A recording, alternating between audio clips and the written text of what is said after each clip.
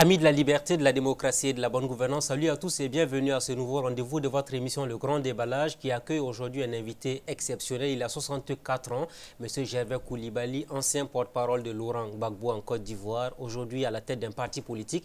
Il est de passage au Burkina Faso et il a accepté notre invitation. M. Coulibaly, bonsoir. Bonsoir, monsieur. Bienvenue sur le plateau de l'émission Le Grand Déballage. Comment va Gervais Coulibaly à 64 ans aujourd'hui? Je rends grâce à Dieu, je vais bien. Sur le plan de la santé, ça va. Et puis, le reste, c'est bon. On a beaucoup de choses à dire avec vous aujourd'hui. Votre nom, c'est Gervais Delempelna Coulibaly. Delempelna, ça veut dire quoi déjà? Delempelna, en Senoufo, on ne le dirait pas comme ça. C'est une déformation d'écriture au niveau de la langue française. Sinon, en Senoufo, on dit Nglempelna.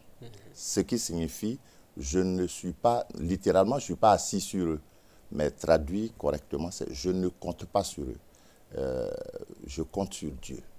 Les hommes, ils finiront toujours par vous surprendre. Est-ce que ce nom-là vous a suivi de bout en bout pendant Oui. ces 64 ans de vie? Oui, absolument.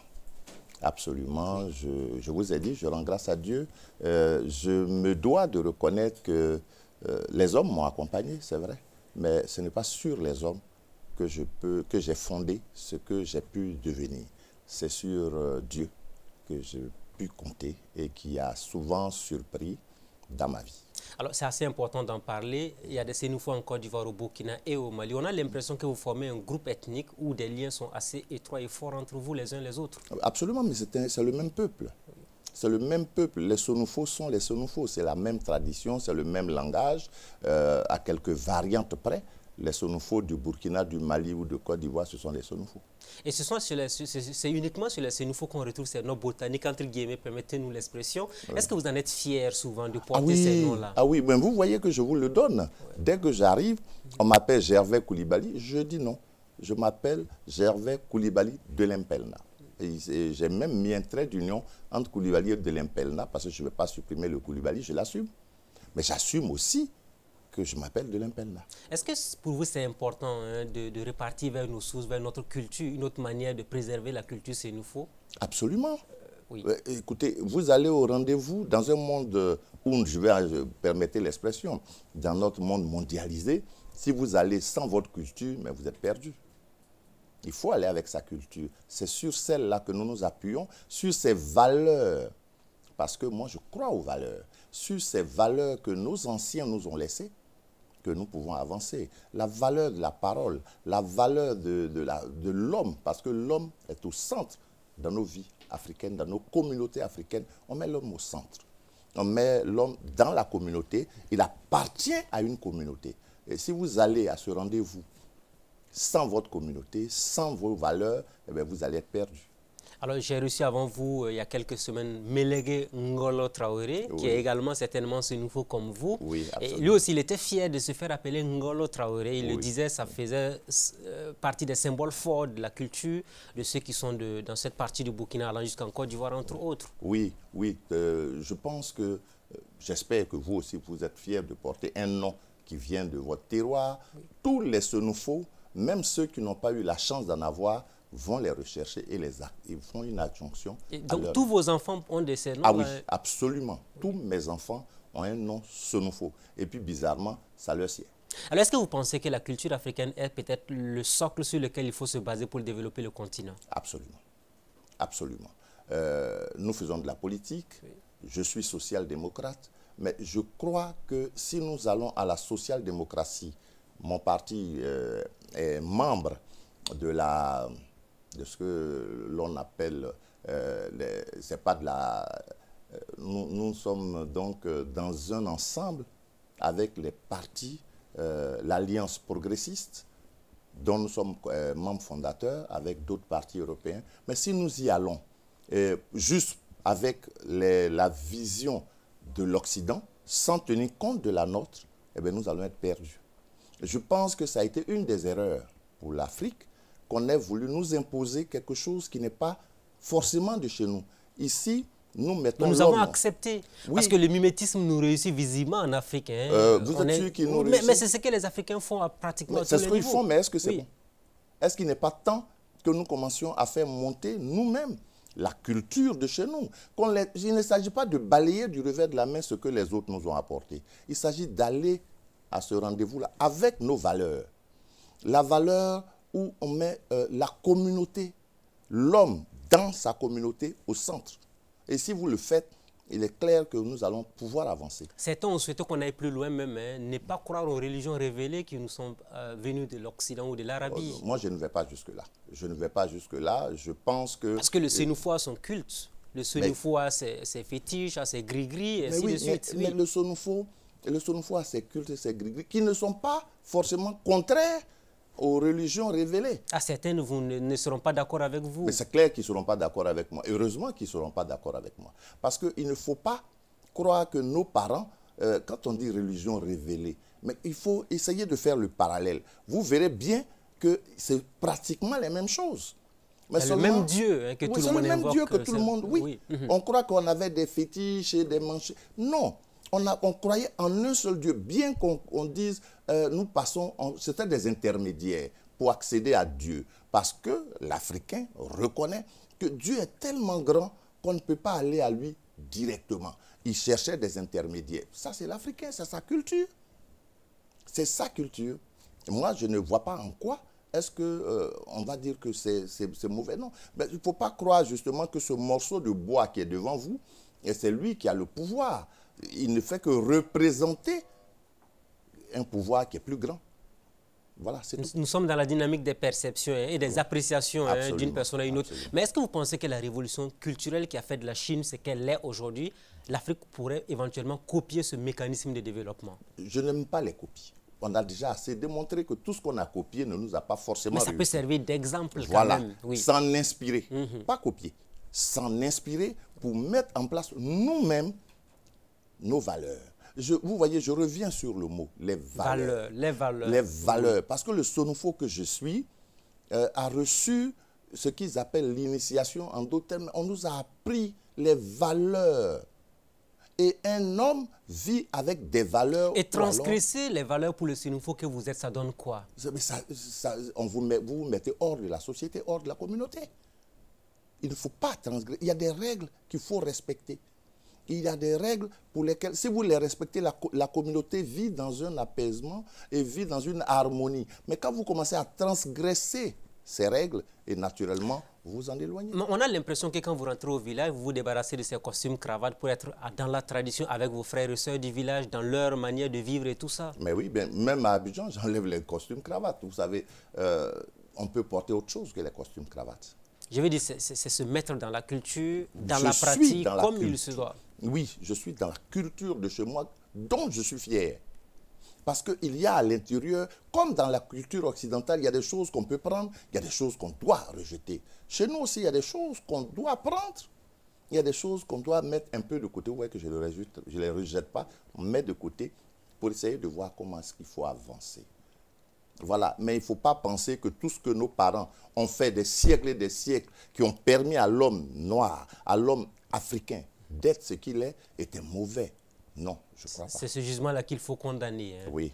Alors, est-ce que vous pensez aujourd'hui, vous avez beaucoup parlé des valeurs, que la jeunesse africaine n'a pas de repères, n'a pas de valeurs aujourd'hui? La jeunesse africaine commence à s'être éloignée de beaucoup des valeurs africaines. Est-ce que ça vous choque, vous? Moi, je suis choqué. Et je pense qu'il est de notre responsabilité, et surtout vous, qui êtes en train, parce que vous avez un rôle d'éducation, il faudrait nous amener à regarder avec un œil nouveau nos valeurs, qui n'ont rien à envier, bien au contraire, aux valeurs des autres.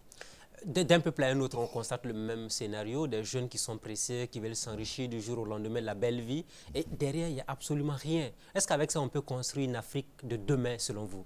Non, il faut, si nos jeunes prennent en compte les valeurs africaines, la valeur du respect des grandes lignes. Et des aînés et tout ça, oui. Nous allons avancer. Oui. Mais si nous continuons à penser que nos aînés au village, parce qu'ils ne sont pas allés à l'école, ce sont des idiots, ce qui est fou. Parce qu'ils ne sont pas du tout... L'intelligence, ce n'est pas l'intelligence de l'école. L'intelligence de la vie. C'est ce qu'on a mis dans les esprits des mais jeunes. Il faut avoir un papier, un système francophone qui ne valorise que le diplômé, celui qui a un niveau d'études. Moi, je ne suis pas d'accord avec ça, justement. Moi, je demande à quelqu'un, qu'est-ce que tu sais faire, plutôt que qu'est-ce que tu as comme diplôme.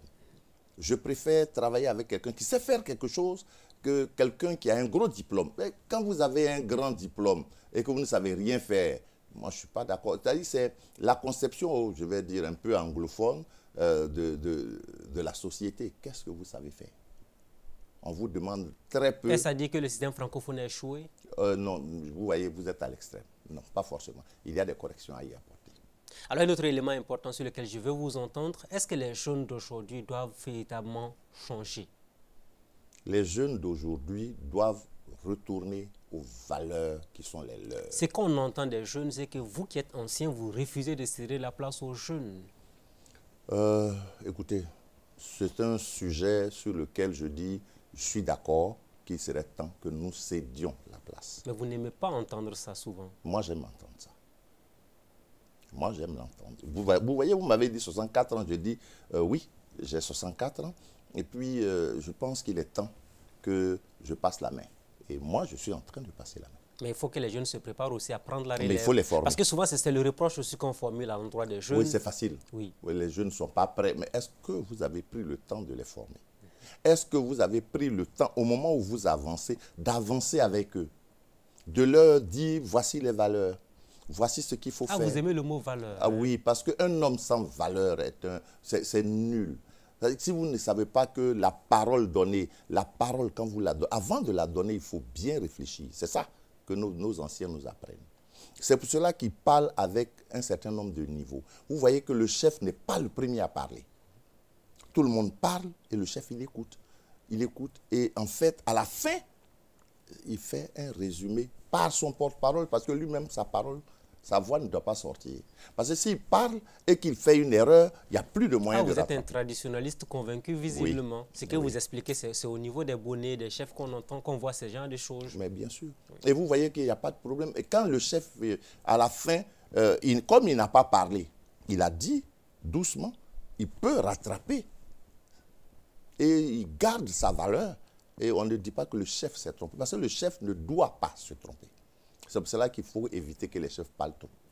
Voilà qui est suffisamment clair. Vous avez été donc porte-parole de l'ancien président ivoirien Laurent Gbagbo. Ouvrons ce gros chapitre consacré naturellement à la Côte d'Ivoire. Dites-nous, quels ont été les derniers moments de Laurent Gbagbo? Comment vous les avez vécus en 2011? Moi, il m'avait envoyé en mission. Au moment où la dernière partie de la crise éclatait, j'étais à Rome, au Vatican, avec mon ami, on était deux, un autre conseiller aussi, le ministre Cabra Apia. Et vous avez envoyé pour aller négocier avec le pape pour intervenir ou quoi? Vous savez, oui, nous avions proposé cette voie. Ah, c'est vous qui lui avez proposé ça? Nous avions proposé cette voie. Il a dit pourquoi pas. Bon, nous sommes allés donc remettre un courrier au pape. Et quand nous sommes arrivés, on ne peut pas, moi, je ne suis pas chef d'État, je ne suis pas Premier ministre, je ne peux pas rencontrer le pape, sauf dans le cadre religieux. Mais de manière officielle, pour le rencontrer, il faut être ou l'ambassadeur, ou alors être Premier ministre ou chef d'État, ou chef de gouvernement ou chef d'État. Je ne le suis pas, donc je me dois, dans la vérité, de vous dire que je n'ai pas vu le pape. Par contre, j'ai vu ces conseillers, ces cardinaux qui devraient recevoir le document et transmettre le document au pape. Et le pape a réagi favorablement parce qu'il nous a envoyé le président de la commission justice et paix, qui était en ce temps-là, qui était un cardinal, je ne sais pas si c'est toujours le même, ghanéen. Donc, nous sommes rentrés par le Émirate, parce que c'est par Émirate qu'on était parti. Vous savez qu'en ce temps, c'était pas évident. Voilà, c'était pas évident, donc le chemin était long pour arriver au Vatican. Nous sommes en revenant. On était avec le cardinal dans la voiture, dans l'avion. Et arrivé au Ghana, bon, heureusement, nous avons pris la peine d'appeler nos collaborateurs à Abidjan. Eh bien, ils nous ont conseillé de descendre là. Et quand nous avons appelé nos collègues conseillers et autres, ils nous ont dit, si vous êtes au Ghana, faites tout pour descendre parce qu'ici, chacun d'entre nous, la situation est complètement compliquée. C'est comme ça que moi, je suis resté en exil. Jusqu'à apprendre finalement que Laurent Gbagbo avait été capturé. Oui. Et quand vous avez appris ça, quelle a été l'émotion qui vous a animé à l'instant T? Vous vous êtes dit, c'est triste pour la Côte d'Ivoire, il ne fallait pas en arriver à cette extrémité-là? Oui, bien sûr, bien sûr. Vous voyez, là, ça a été une des périodes les plus tristes de mon existence. Vous en avez pleuré? Ah mais, écoutez, je suis Senufo. Le Senufo, il ne pleure pas, il pleure à l'intérieur. Parce que si vous vous mettez à pleurer, vous perdez beaucoup de vos moyens. Or, il fallait, en ce moment-là, garder la tête froide pour regarder qu'est-ce qui pouvait être fait. C'est ce que nous avons fait. Et quand Laurent Gbagbo a été arrêté? Il a été arrêté, oui. Moi j'étais au Ghana. Donc avec mon ami Apia, on avait réussi, on venait de passer là une dizaine de jours. Et quand il a été arrêté, donc on se demandait qu'est-ce qu'il fallait faire. Et puis il a été emmené à l'hôtel du Golfe. Et nous sommes donc restés au Ghana, on a commencé à accueillir nos amis qui réussissaient à sortir de Côte d'Ivoire pour venir se réfugier au Ghana. Notre rôle, c'était de les accueillir, de leur dire, bon, allez voir ceci, allez voir l'ambassadeur, on les aidait. Et puis, bon, chacun d'entre nous essayait de faire ce qu'il peut. Jusqu'au jour où il a été décidé que le président Gbagbo devait être déporté à Korogo. Il a tenu donc un discours qui, pour moi, était un message. Il a dit, il était devant les portes de l'hôtel du Golfe, juste avant de partir. Il a dit, on lui a demandé quel est le message qu'il donnait à ses partisans. Il a dit, oui, c'est ça. La belligérance est terminée. Il est temps de passer au règlement civil et politique de la crise. C'est tout ce que Gbagbo Laurent a dit. Oui, mais quand vous avez vu les premières images de l'arrestation de Gbagbo, tout le monde a vu les images tournées sur TCI à l'époque. Un président qui était en débardeur, après on est venu l'aider avec une chemise et autres. Est-ce que vous avez senti que sa dignité avait été touchée? La dignité de Gbagbo Laurent, vous savez, pour la toucher, elle est intérieure. Vous l'avez connu en tout cas pendant des années? Oui, non, je l'ai connu. Oui. Je n'ai pas vécu des années, de très longues années avec Gbagbo Laurent. J'ai vécu avec lui 4 ou 5 ans. Mais c'est beaucoup quand même. Mais 4 ou 5 ans où j'ai vécu avec lui tous les jours. Tous les jours. Et ça, c'est important. Donc, il y a des moments, il a eu de grands moments de solitude, comme tous les chefs. Et en ce moment-là, bon, son porte-parole n'est pas loin. Vous devez être à ses côtés. Est-ce qu'à l'approche des élections, est-ce qu'il avait laissé éclater un peu ce sentiment de doute un peu sur l'issue de cette élection de 2010 en Côte d'Ivoire?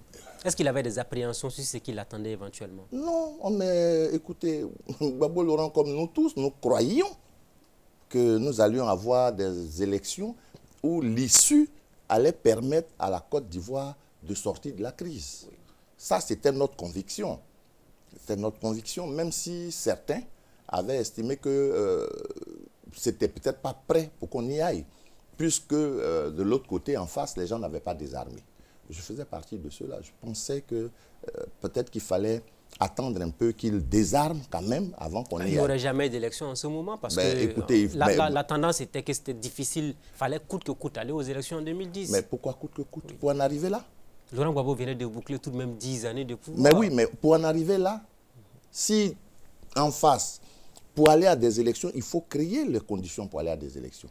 Si vous avez le pays qui est coupé en deux, ce que notre constitution interdit, concrètement, le pays était toujours coupé en deux. Même si, grâce aux accords de Ouaga, il y avait quand même... Mais en face, les gens avaient encore les armes. En septembre 2010, à la sortie du CPC, j'y étais. J'ai pu interviewer Laurent Gbagbo, Alassane Ouattara et puis Henri Konan Bédié en son temps. Tous les trois disaient que le climat était favorable à la tenue des élections. Donc, quand ils quittaient Ouagadougou, tout le monde était d'accord que c'était le moment opportun d'y aller. Peut-être qu'ils s'étaient trompés tous les trois. Peut-être. C'est votre conviction? Oui, je pense que peut-être... La preuve, non, ce n'est pas forcément... Mais la preuve, c'est le résultat, la suite. La suite qui me fait dire qu'on dirait qu'ils s'étaient trompés tous les trois. Puisque la suite nous a démontré que les conditions n'étaient pas si réunies que ça. Alors, on a vu ce qui s'est passé. 3000 morts, c'était quand même assez grave quand même qu'on en arrive à autant de victimes à l'issue d'une élection présidentielle qui a été organisée dans un pays. Même 2 morts, ça aurait été trop. Même déjà 2 morts, ça aurait été... Certains même trouvent que le chiffre 3000 est trop bas. Ben oui, ils ont certainement les éléments pour. Moi, je ne les ai pas. Mais j'imagine quand même qu'il a dû avoir... Parce qu'il y a eu personne qui est allé les compter. Hein. Il y a eu des gens qui sont morts certainement sans qu'on le sache qu'ils sont morts. Et donc, c'est un chiffre médian qu'ils ont donné. 3000 morts, c'est beaucoup. Pour des élections, 3000 morts, c'est beaucoup. Bon, mon problème, c'est qu'on n'a pas encore, on n'en est toujours pas véritablement, on est encore en train de vivre les conséquences de tout cela. Il serait peut-être temps qu'on songe à solder ce passé. On a suivi un peu Alassane Ouattara, Laurent Gbagbo, la CIE qui dit que Alassane Ouattara a gagné, le Conseil constitutionnel qui déclare Laurent Gbagbo vainqueur. Est-ce que ce n'est pas la fragilité finalement institutionnelle qui est à l'origine de cette crise en Côte d'Ivoire? Oh, je ne sais pas si c'est la fragilité institutionnelle. Je ne sais pas si c'est vraiment ça. Je crois que la Côte d'Ivoire n'était pas prête pour aller à ces élections. C'est tout. Moi, c'est ma conviction.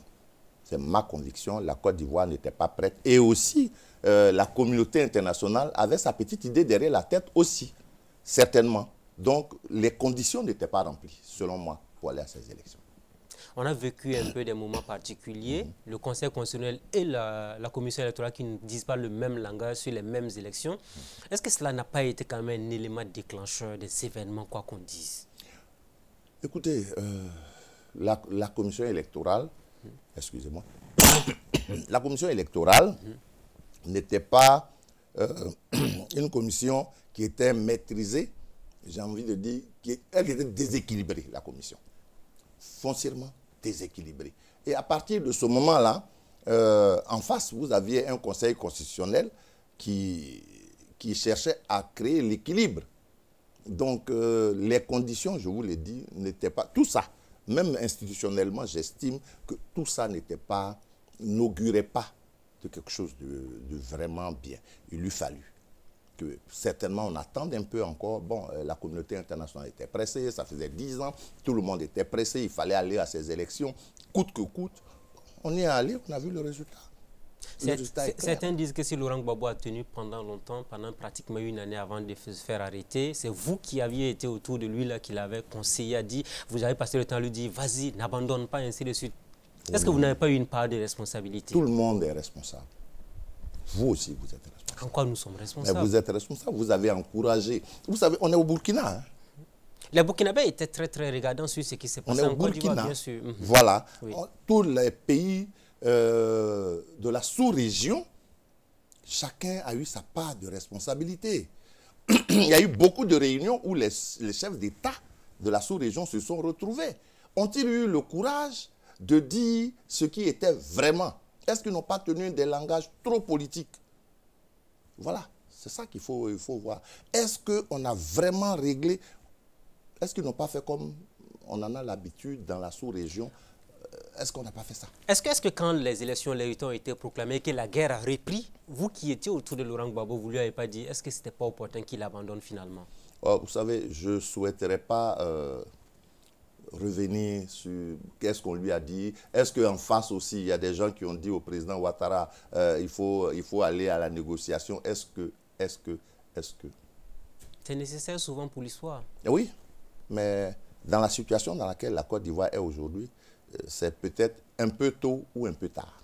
Donc pour le moment, il n'est pas opportun pour vous de donner les derniers détails de ce qui s'est passé véritablement. Non, parce que ça ne nous arrange pas. Aujourd'hui, nous avons plus intérêt à regarder comment nous créons les conditions pour aller à une véritable réconciliation. Donc les sujets qui fâchent, on aura le temps de s'asseoir pour les régler. Regardez un peu comment l'histoire entre la France et le Rwanda. Vous avez vu combien d'années on a mis? Là, on est la tête froide, on est en train de régler le problème. Revenons sur l'arrestation de Laurent Gbagbo. C'est important pour les Burkinabés qui regardent Burkina Info, qui sont en Côte d'Ivoire également, qui nous regardent. Quand il a été à Korogo, vous avez été le voir? À Korogo? Non, je ne suis pas allé à Korogo. Est-ce que vous vous rendez compte de ce que vous me demandez? Oui. En ce temps-là, je ne pouvais pas... D'abord, j'étais déjà au Ghana. Il a fallu que je rentre. Mais vous l'avez eu au téléphone à un moment donné. Est-ce qu'il avait un téléphone pour qu'on l'ait au téléphone? Je pense que les gens, il était en prison. Oui. il était en prison. Mais en tant qu'ancien chef d'État... Vous connaissez beaucoup de prisonniers qui ont des téléphones. En tant qu'ancien chef d'État, comme il a certains avantages... Je ne sais pas. Oui. Puisque moi, je n'ai pas pu avoir accès à lui. Voilà.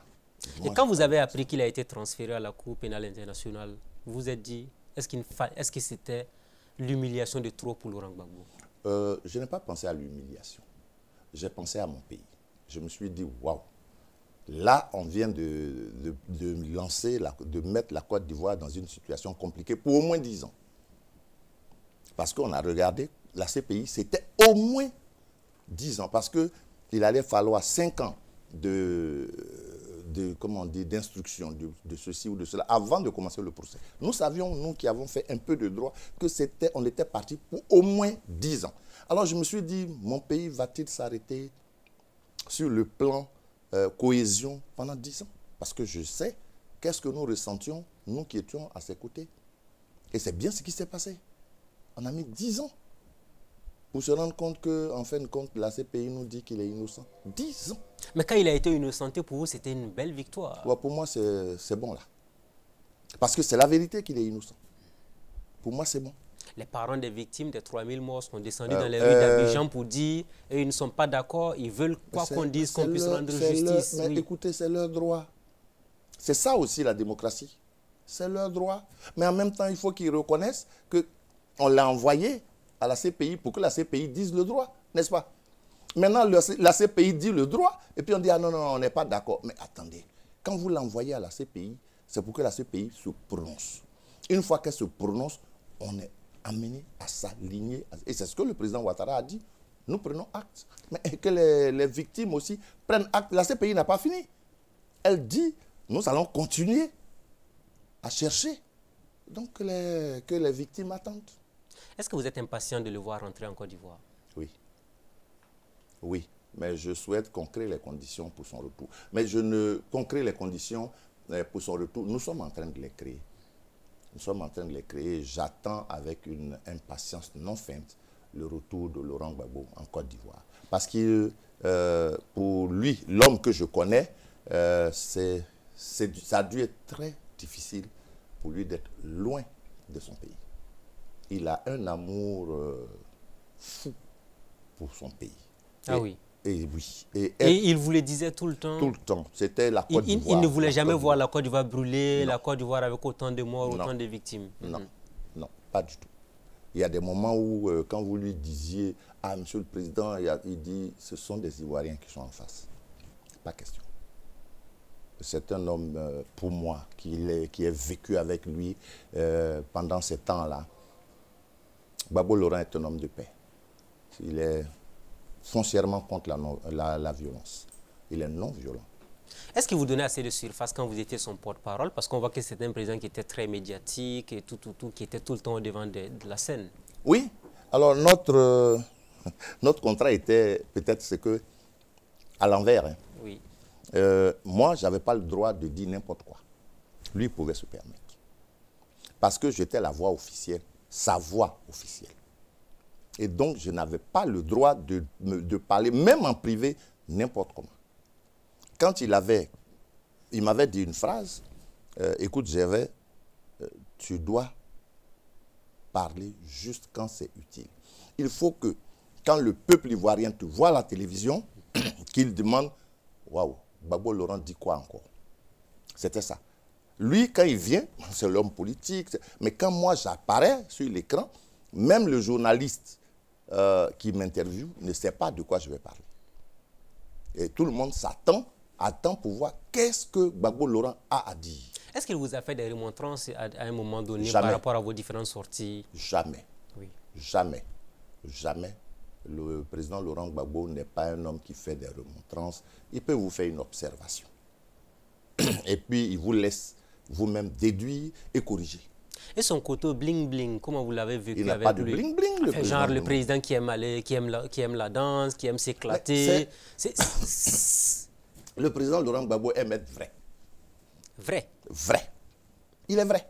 C'est-à-dire que le président Laurent Gbagbo, vous arrivez, il vous regarde et puis il a quelque chose à dire. Il vous le dit. Il vous le dit en trouvant les mots. Mais il va vous le dire. Quand il ne dit rien, c'est parce qu'il n'y pense pas cela. C'était facile de vivre avec le président Gbagbo Laurent. Facile.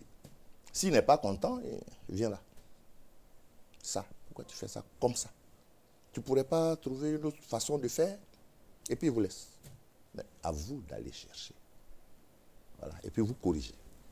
Est-ce que son retour pourrait contribuer à la paix et à la réconciliation en Côte d'Ivoire? Oui. Oui. Mais au moins, pour cette moitié d'Ivoiriens qui se sentaient marginalisés, je pense que cette moitié-là va se sentir réintégrée.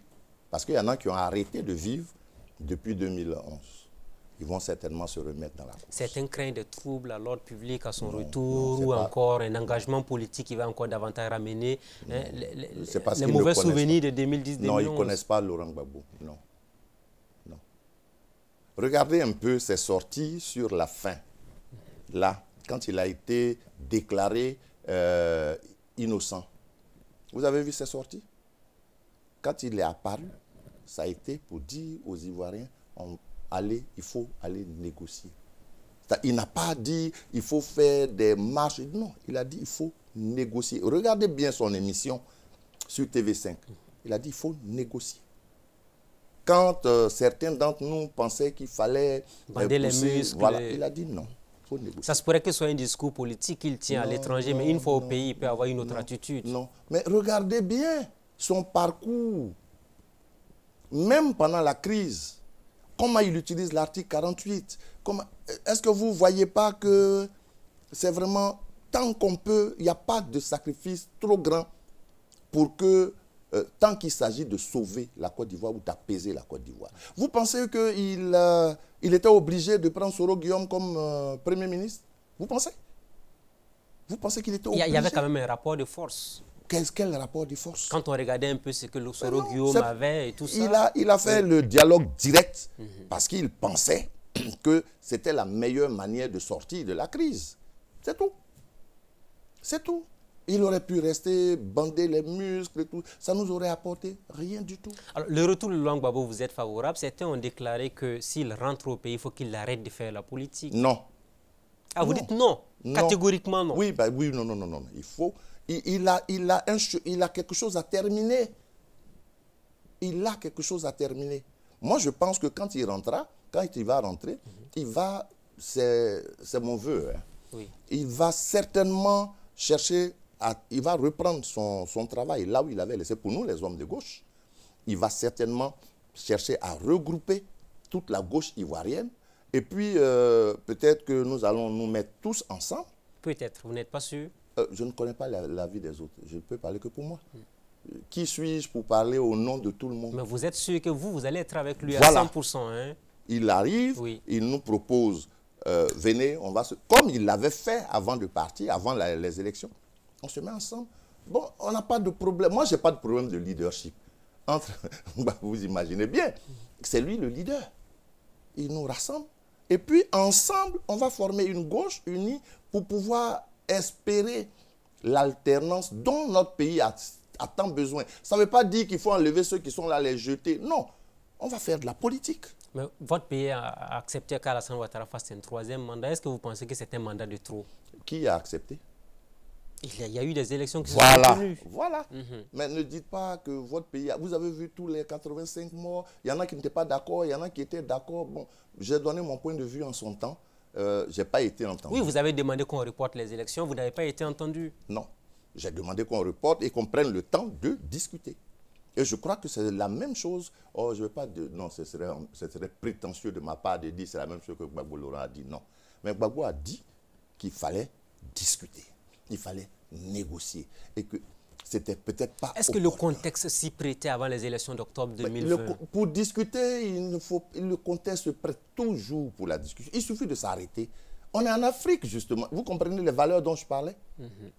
Le consensus. La recherche du consensus. Ça, c'est africain. La recherche du consensus, c'est africain. Et si nous recherchons le consensus pour poser des... Je n'ai pas dit l'unanimité, j'ai dit le consensus. Il y a un minimum de consensus, il y a un minimum d'une plateforme qu'il faut. Une fois qu'on a ça, eh bien, on peut avancer.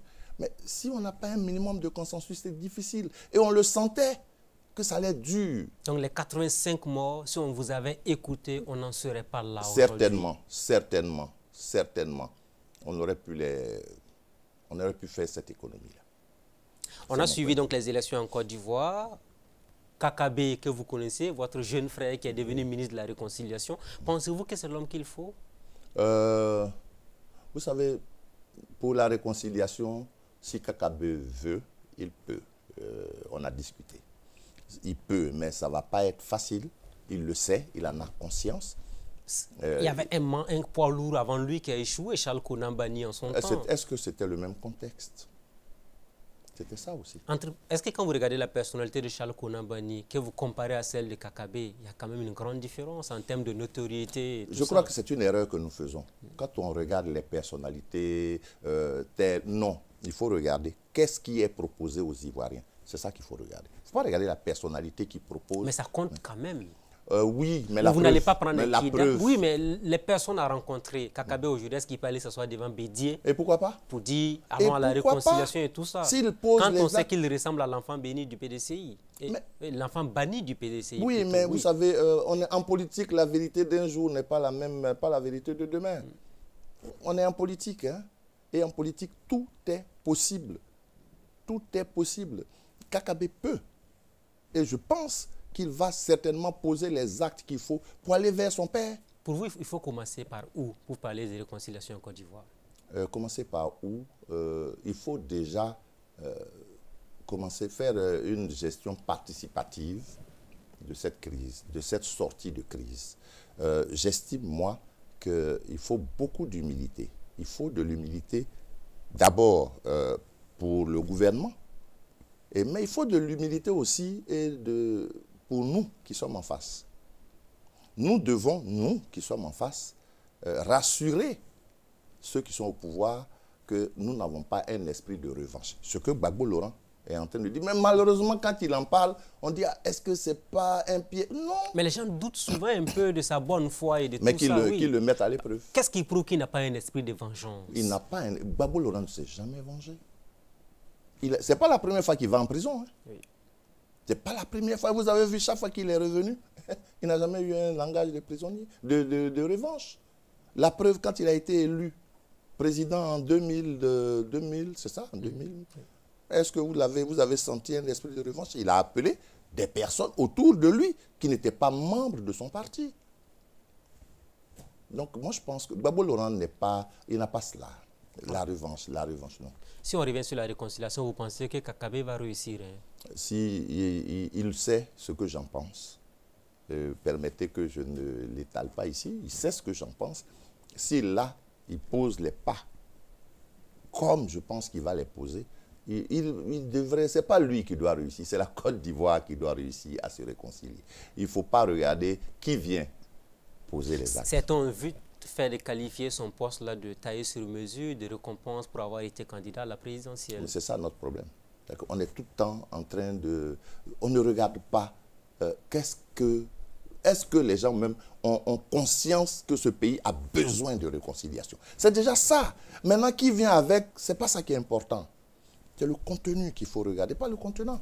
Ni qui apporte cela. Je crois qu'il faudrait donner la chance à la Côte d'Ivoire de se réconcilier, que ce soit par Kakabe, ou que ce soit par Banny, ou par Gervais, ou par... Il faut donner à la Côte d'Ivoire la chance de se réconcilier enfin. Enfin, est-ce à dire pour vous il faut aller à un gouvernement d'ouverture, d'union nationale, en faisant venir tout le monde par exemple, ça peut être une solution éventuelle? Oui, c'est peut-être, mais moi je ne sais pas. Si on vous appelait, vous, dans le gouvernement aujourd'hui, dans le cadre de la réconciliation, ça vous intéresse? On ne m'a pas appelé et que je ne pense pas qu'on m'appellerait, parce que si on m'appelle, je vais demander, c'est pour faire quoi? Dans le cadre de la réconciliation, il faut une gouvernance. Oui, dans le cadre de la réconciliation, mais pour faire quoi? C'est ça. C'est la condition. Il faut que vous sachiez quand même ce qu'on va vous demander comme travail. Voilà, c'est ce qui est le plus important. Ce n'est pas occuper un poste qui est important. Oui, parce que les gens ont tendance à voir les politiciens comme des gens qui sont en train de courir derrière des postes politiques, des gens corrompus. C'est l'image qu'on définit du politicien en Afrique. Oui, bon, écoutez, je ne vais pas dire que c'est faux. On me contredirait très vite avec des preuves. Je dis seulement qu'il faut espérer que les politiciens ivoiriens africains commencent à comprendre que au-delà du poste, c'est qu'est-ce que vous voulez faire qui est important. C'est pas qu'est-ce que vous êtes.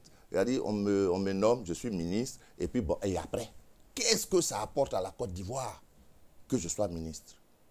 Si ça n'apporte rien, n'importe qui peut être ministre alors. Mais il faut que ça apporte quelque chose. Que l'ancien porte-parole de Gbagbo Laurent, qu'on appelle au gouvernement, que ça apporte quelque chose. Si ça n'apporte rien, ben, le président Ouattara peut nommer n'importe qui. Voilà, vous comprenez ce que je veux dire? Oui, le président Ouattara, vous l'avez déjà rencontré? Non. Vous avez cherché à le rencontrer? Non. Ça ne vous intéresse pas de le rencontrer? Non, mais pourquoi? Pour faire quoi? Parler de ce que vous pensez de l'avenir de la nation avec lui, parce que vous êtes un acteur politique. Je suis un citoyen ivoirien. Quand j'ai quelque chose à dire au président Ouattara, je ne suis pas obligé d'aller jusqu'à lui. J'avais des intermédiaires, il y a ses ministres, il y a des membres de son parti. Moi, je parle avec tout le monde. Je parle avec eux, je leur dis, voilà mon point de vue. Est-ce qu'ils transmettent? Est-ce qu'ils ne transmettent pas? Ça, c'est un autre débat. Voilà. Alors, vous parlez avec tout le monde, justement. On vous a qualifié de quelqu'un qui a trahi Laurent Gbagbo parce qu'on vous avait senti proche d'un certain Ahmed Bakayoko, le défunt Premier ministre. Est-ce que être proche d'Ahmed Bakayoko signifie qu'on a trahi Laurent Gbagbo? Je voudrais juste vous rappeler que quand Laurent Gbagbo a été reconnu innocent, non coupable dans cette affaire et qu'il a été blanchi, la première personne qu'il a appelée dans le gouvernement, dans le pouvoir, ça a été qui? Ahmed Bakayoko. Donc, que moi, son porte-parole, pendant qu'il n'était pas là, je parle avec Ahmed Bakayoko. Quand il arrive, la première personne avec qui il parle, c'est Ahmed Bakayoko. Ce n'est pas trahi. C'est peut-être la personne qui était à même d'entendre ce que nous avions à dire. Et le fait d'avoir parlé avec Ahmed Bakayoko m'a permis, moi, de faire un travail que mes camarades et moi, de mon parti, avions décidé de faire. En 2011, la situation n'était pas celle qu'elle est aujourd'hui. Quand je rentrais d'exil, il y avait des barrages de Dozo et de FRC à tous les 100 ou 200 mètres. Il fallait que quelqu'un parle, accepte de parler avec le pouvoir. On est en 2011. Certains ont estimé que le fait d'avoir accepté d'aller parler avec Ahmed, parce que c'était la personne que le président Ouattara nous avait donnée pour discuter, le fait d'aller parler avec Ahmed, c'était trahir Gbagbo. Ah oui? Vous avez entendu ça dans l'opinion ivoirienne? Oui, je l'ai entendu même de ceux pour qui je m'étais battu. Ils étaient en prison, ils sont sortis. Certains, dès qu'ils sortent, la première chose qu'ils disent, c'est un traître. Alors quand on leur demande en quoi c'est un traître, parce qu'il a réussi à obtenir qu'on vous libère, je dis et je le redis, si c'était à refaire, je le referais. Si aller négocier avec Ahmed pour obtenir que la situation de la Côte d'Ivoire soit beaucoup plus viable, normalisée, si c'est ça être traître, oui, je suis d'accord pour être traître 1000 fois. Est-ce que vous avez été choqué par sa disparition? Oui. Ben, écoutez, Ahmed Bakayoko, c'est un jeune frère. Je ne dis pas que je n'avais pas...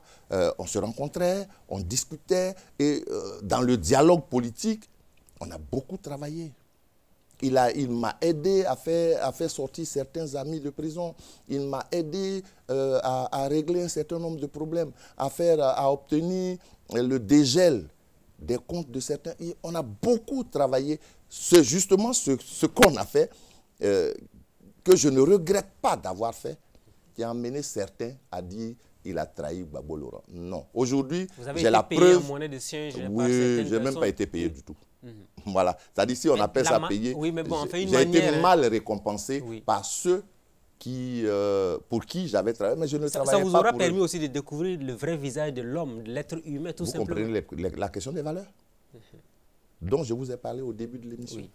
Alors, quand vous avez des valeurs, je veux dire, africaines, bien, quelqu'un pose un acte avant de regarder ça politiquement pour dire oui, écoutez, si on commence à reconnaître que c'est lui qui l'a fait, on va lui faire la part belle, on est en politique, il faut tout de suite... C'est malhonnête, c'est malheureux. C'est malheureux. Et puis après, venir dire en douce, quand vous rencontrez la personne, ah vraiment, merci un frère, c'était dur en prison, grâce à toi, on est dehors. Mais ça, on vous dit, s'il y a même 2 militants, on ne le répétera pas. Ahmed Bakayoko, une grande perte pour la Côte d'Ivoire, au même titre qu'Amadou Gon Coulibaly, deux premiers ministres qui sont partis. Oui. C'est une grande perte. D'abord pour la Côte d'Ivoire qui perd des cadres, et puis c'est une perte pour surtout leur parti politique. Le RHDP. Le RHDP. Le Premier ministre Patrick Hachi aussi, qui vous a donné certainement des sueurs froides à un moment donné, quand il était parti en France pour se soigner. Oui, Patrick Hachi est un ami. Hein. Un ami à vous? Oui. Décidément, vous avez des amis partout. Mais bien sûr, c'est la même génération.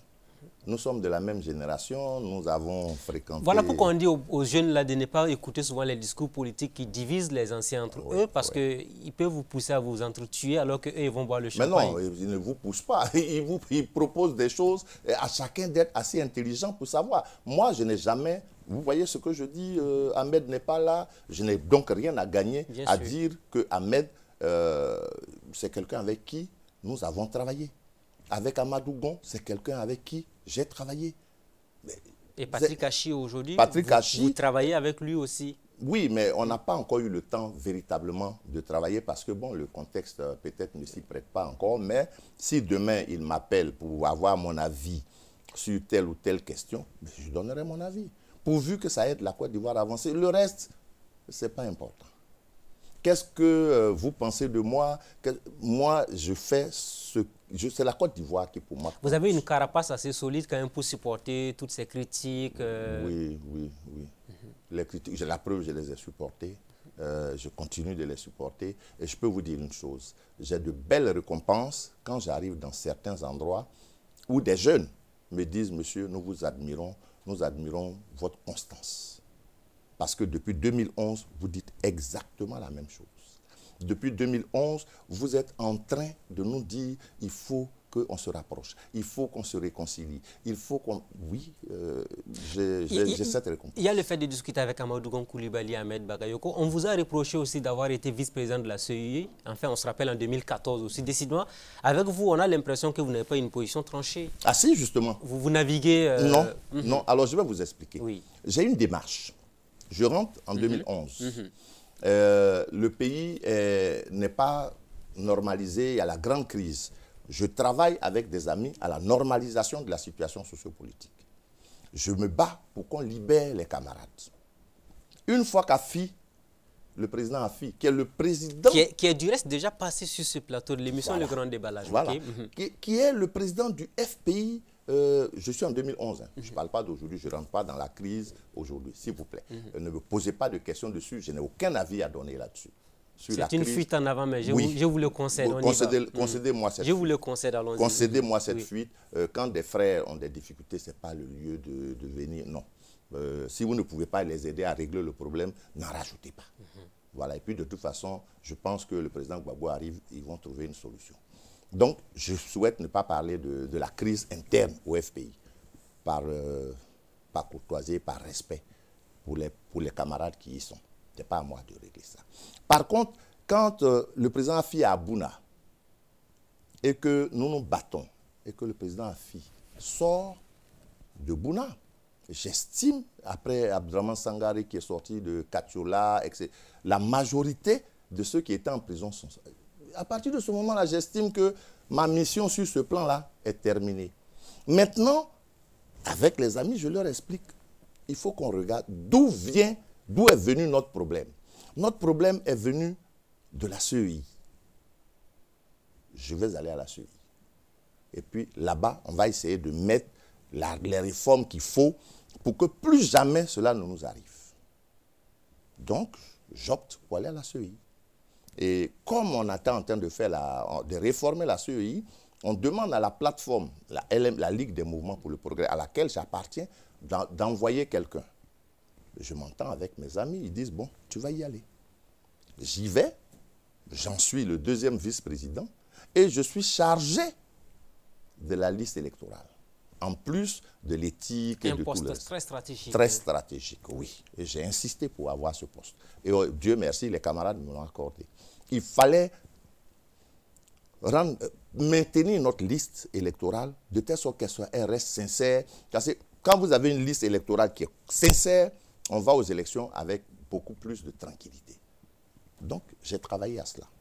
on a fait ce qu'il y avait à faire pour que... Et tout le monde se plaignait, ah oui, la liste électorale, les chiffres ne bondissent pas. Oui, mais attendez, quand les chiffres ne bondissent pas, ça veut dire qu'il y a un travail sérieux qui est en train d'être fait. Sinon, on y aurait mis tout le monde, et puis bon, là, on aurait une liste électorale pléthorique qui serait fausse. Mais elle était sincère, notre liste. J'ai travaillé à cela. Et puis, on a travaillé à la réforme pour faire en sorte que, dès que... Les gens n'y font pas attention, hein, mais je vais le dire là. Quand vous allez à une élection et que vous pouvez avoir votre résultat vous-même dans les commissions électorales locales et que vous êtes assis, on projette et le tableau par Excel, et puis devant tout le monde, vous avez chacun vos PV, et puis on rentre les chiffres. Quand vous n'êtes pas d'accord, vous levez la main. Je parle des commissions locales. Levez la main, et puis on compare les chiffres. Donc vous voyez que c'est validé en présence des candidats. Ça veut dire que cela peut éviter la fraude électorale, voilà, les contestations et tout ça, oui. Alors, mais regardez un peu, l'exemple. Vous avez vu combien d'indépendants ont gagné? C'était pendant que j'étais à la CEI. Et ça, c'était la preuve que ces élections-là étaient beaucoup plus transparentes. Mais comment vous expliquez qu'après vous, finalement, la CEI est tombée encore dans ses travers du passé? Écoutez, je ne sais pas si elle est retombée dans ses travers. Hein. Qu'est-ce qui vous fait dire qu'elle est retombée? Elle faisait partie des outils de contestation de l'opposition politique aussi, oui, parce qu'elle a demandé des réformes au niveau de la CEI avant d'aller aux élections. Oui, oui. Moi, j'en suis sorti parce que j'ai estimé que j'avais fini ma mission. Vous ne regrettez pas d'avoir appartenu à la CEI à un moment donné de votre parcours non, politique? Ceux qui me taxaient, qui n'étaient pas contents que j'y sois, quand ils ont décidé d'aller aux élections, demandez-leur où est-ce qu'ils venaient de déposer leur dossier. Et quand je suis parti, ils sont nombreux qui m'ont dit, mais pourquoi tu es parti?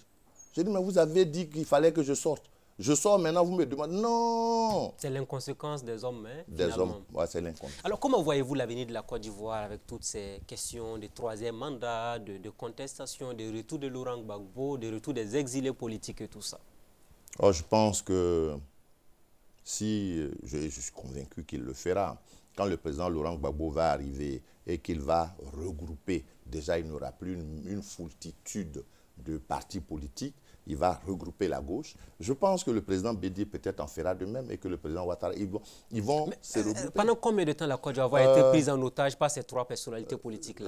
Il faudrait que déjà, on commence. C'est peut-être ça qu'il faut faire pour qu'on en sorte. Il va falloir que... je pense que le président Gbagbo Laurent ne vient pas pour faire autre chose que pour on va dire comment on va dire ça? Pour consolider le travail de toute une vie. Il a travaillé à la démocratie. Je crois qu'il va venir pour, comment on va dire, pour transformer l'essai. C'est ce qu'il va faire. Voilà qui est bien dit. Je voudrais vous entendre sur un mot. Vous avez été au Ghana, vous en avez souffert. Est-ce que même à votre pire ennemi, vous souhaitez l'exil politique? Oh non. Là, j'ai mon jeune frère qui vient de rentrer, le Katina, connaît Justin. On en discutait il y a quelques jours. Il ne souhaite pas. Moi non plus. Même à son pire ennemi. On peut aller au Ghana. On peut avoir de l'argent, mais vivre hors de son pays n'a jamais été une bonne chose. Non, écoutez, vous n'allez pas avec toute votre famille, vos tantes, vos grands-mères. Non. Alors, vous avez forcément... Et puis, c'est votre pays. C'est votre pays. Il vous manque. Surtout, vous savez ce qui manque. Si vous êtes dans cette salle, vous pouvez y rester toute la journée. Mais si je viens vous dire, vous n'avez pas le droit de sortir d'ici, ça commence à devenir oppressant. Vous ne supportez plus. Alors que vous auriez passé, même dans votre chambre, vous y restez, c'est férié, vous restez couché dans votre chambre, vous paraissez. Si quelqu'un vient vous dire, écoutez, vous ne bougez plus d'ici, vous n'avez plus le droit de sortir, vous allez voir que ça devient automatiquement oppressant. C'est ce qui arrive quand vous êtes en exil. Vous pouvez avoir tout ce qu'il faut. Vous pouvez... mais votre pays vous manque, mais il vous manque. Il vous manque. En 30 secondes, est-ce que vous avez un message à l'endroit de la jeunesse africaine qui veut s'engager en politique? Oui. Que la jeunesse africaine s'engage en politique en tenant compte des valeurs que nos parents nous ont laissées. Il ne faut pas aller... c'est vrai que sur le plan international, l'Occident nous propose l'individualisme. Nous, en Afrique, nous ne vivons pas sur l'individualisme. Nous vivons sur l'homme au centre, mais dans sa communauté. Il faut qu'on en tienne compte.